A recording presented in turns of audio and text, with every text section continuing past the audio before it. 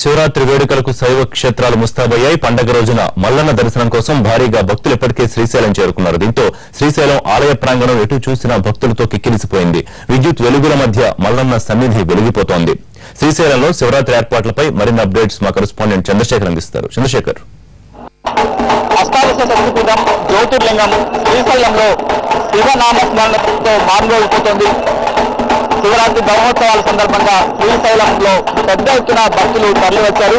ఇవాళ శ్రీశైలం బ్రహ్మోత్సవాల్లో 7వ రోజు ఇప్పటికే వేలాది మంది భక్తులు శ్రీశైలానికి తరలివచ్చారు. రేపు శివరాత్రి సందర్భంగా శివుని సన్నిధిలో గడిపేందుకు రాష్ట్ర నలుమూలల నుంచే కాక వివిధ రాష్ట్రాల నుంచి ప్రత్యేకించి కర్ణాటక, మహారాష్ట్ర నుంచి పెద్ద ఎత్తున భక్తులు తరలివచ్చారు. శివరాత్రి సందర్భంగా శివుని దర్శించుకోవడంతో ఎంతో పుణ్య ప్రాప్తి కలుగుతుంది, ఉన్న సమస్యలన్నీ తీరిపోతాయనేది భక్తుల నమ్మకం. శ్రీశైలం అనేది భూమండలానికి నాభిస్థానం వంటి అనేది పురాణాలు చెబుతున్నాయి. శ్రీశైలంలో ఒక్కరోజు భ్రమరామ మల్లికార్జున స్వామి వారిని దర్శించుకుంటే 2000 సార్లు గంగానదిలో స్నానం చేస్తే ఎంత పుణ్యం లభిస్తుందో, నర్మదా తీరంలో తపస్సు ఆచరిస్తే ఎంత పుణ్యం లభిస్తుందో, లక్షల సంవత్సరాలు కాశీలో నివసిస్తే ఎంత పుణ్యం వస్తుందో ఒక్కసారి భ్రమరామ మల్లికార్జున స్వామి వారిని దర్శించుకుంటే అంత పుణ్యం లభిస్తుందనేది స్కంద పురాణంలో చెబుతారు. ఆ మేరకే భక్తులు శ్రీశైలంలో శివరాత్రి రోజున గడిపేందుకు ఏడాది పాటు ఎదురు చూస్తారు.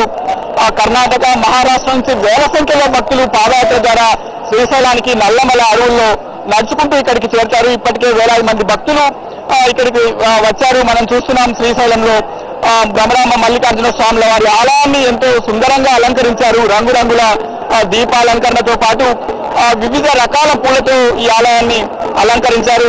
ఎప్పుడెప్పుడు భ్రమరామ మల్లికార్జున స్వాముల వారిని దర్శించుకుందామా అన్న తపన వారిలో కనిపిస్తుంది. దాదాపు 7 రోజుల పాటు ఇక్కడ బ్రహ్మోత్సవాలు జరుగుతున్నాయి. ఇవాళ శ్రీశైలంలో ప్రభోత్సవం జరుగుతుంది. నంది వాహన సేవ కూడా ఇక్కడ నిర్వహిస్తున్నారు. అలాగే పెద్ద ఎత్తున భక్తులు ఇక్కడికి తరలి వచ్చారు. ఇక్కడికి వచ్చే భక్తులకు అన్ని ఏర్పాట్లు చేశారని చెప్పవచ్చు. ప్రత్యేకించి వాహనాల పార్కింగ్, అలాగే ట్రాఫిక్ క్రమబద్ధీకరణ ఇలాంటి వాటితో పాటు భక్తులు ఇక్కడికి వచ్చే వేలాది మంది భక్తులకు వసతి సౌకర్యాన్ని కూడా ఏర్పాటు చేశారు. గతంతో పోలిస్తే భిన్నంగా ఈసారి శాశ్వత ప్రాతిపదికన షెడ్లు ఏర్పాటు చేశారు. అలాగే భద్రతా పరంగా కూడా కట్టుదిట్టమైన చర్యలు తీసుకున్నారు. శ్రీశైలం ఆలయానికి ఉగ్రవాద ముప్పు పొందిన ఇంటెలిజెన్స్ బ్యూరో హెచ్చరికలతో దాదాపు 2500 మంది పోలీసులను ఇక్కడ బందోబస్తుగా నియమించారని చెప్పొచ్చు. దీంతో పాటు 150 సీసీ కెమెరాలు ఇక్కడ ఏర్పాటు చేశారు. అనుక్షణం నిఘా ఇక్కడ కనిపిస్తుంది.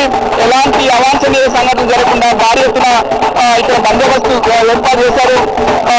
రేపు శ్రీశైలంలో ప్రత్యేక కార్యక్రమాలు ఏర్పాటు చేశారు. రేపు ప్రధానంగా ఇక్కడ ప్రభోత్సవం ఉంటుంది, అలాగే నంది వాహన సేవ ఉంటుంది.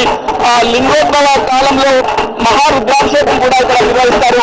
శ్రీశైలానికి సంబంధించి పాదాలంకరణ అనేది చాలా కీలక ఘట్టం. 365 రోజుల పాటు ఇక్కడ ప్రకాశం జిల్లాలోని ఒక నేత కుటుంబానికి చెందిన వారు రోజుకు ఒక మూడు చొప్పున 365 మూడలు పాదాలు వేసి ఆ పాదాలు మనం చూస్తున్న ఈ ఆలయం పైన ఉన్న ఈ నంది విగ్రహాలకు అలంకరిస్తారు. దీన్ని పాదాలంకరణగా పిలుస్తారు. చీకట్లో ఈ కీలక ఘట్టం జరుగుతుంది. ఈ తర్వాత భ్రమరామ మల్లికార్జున స్వామి వారి కళ్యాణోత్సవంతో శ్రీశైలంలో భక్తులు దర్శించుకొని ఇక్కడే రాత్రి శివుని సన్నిధిలో గడుపుతారు. ఎల్లుండి అంటే 18వ తేదీ ప్రధానంగా రథోత్సవం ఉంటుంది. 19వ తేదీ పూర్ణాహుతి, అలాగే ధ్వజారోహణ వంటి కార్యక్రమాలు ఉంటాయి. 21వ తేదీ అశ్వవాహన సేవ, పుష్పోత్సవం, శయనోత్సవం, ఏకాంత సేవతో శ్రీశైలం బ్రహ్మోత్సవాలు దాదాపు 11 రోజుల పాటు ఘనంగా నిర్వహించి ముగిస్తారు. శ్రీశైలం శివుని సన్నిధిలో శివరాత్రి సందర్భంగా ఇక్కడ గడపడమే భక్తుల పుణ్యం వస్తుందని నమ్ముతారు. ఇప్పుడు మనం చూడొచ్చు, పెద్ద ఎత్తున ఇక్కడ అలంకరించి భక్తుల కోసం ప్రత్యేకంగా ఏర్పాట్లు చేశారు. శివరాత్రి సందర్భంగా ఇక్కడ పెద్ద ఎత్తున భక్తుల కోలాహలం వినిపిస్తుంది. శివనామ స్మరణతో శ్రీశైలం మారుమోగిపోతుంది. బ్రహ్మానంద రామస్వామితో చంద్రశేఖర్, NTV, శ్రీశైలం, కర్నూలు జిల్లా.